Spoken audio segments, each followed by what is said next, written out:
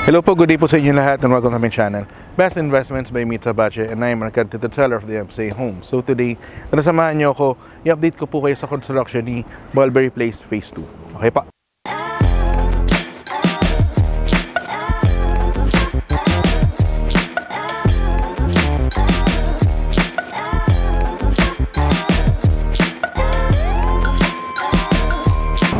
Hello po, so kamusta po kayo? So right now, nandito ako kay Mulberry Place Phase 1.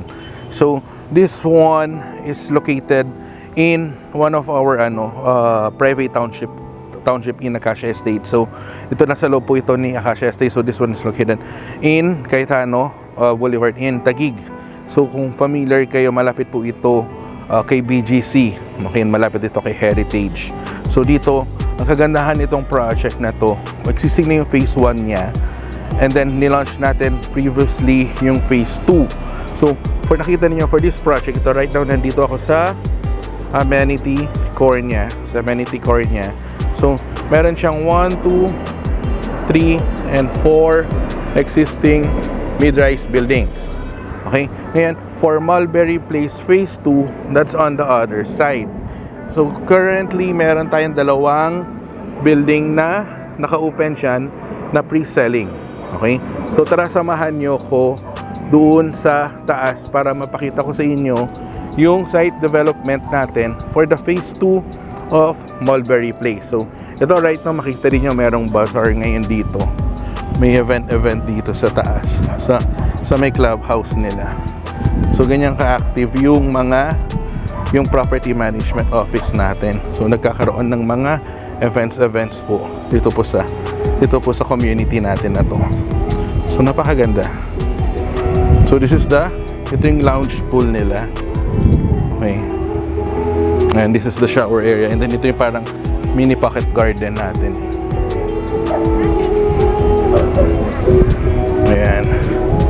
So daan tayo dito. Ayan.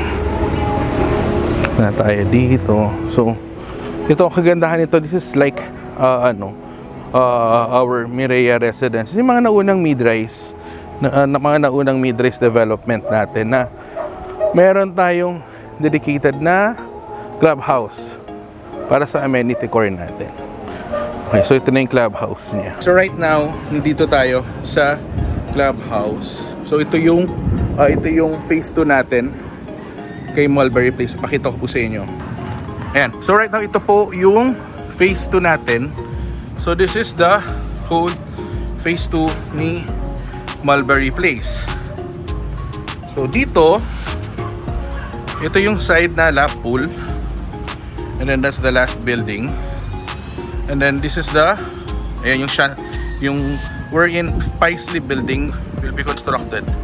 Ito yung mid-rise natin. And then on the other side, this is the side na to, just sa side na yan, dyan itatayo yung another high-rise na hanggang 16th floor, si Shantung.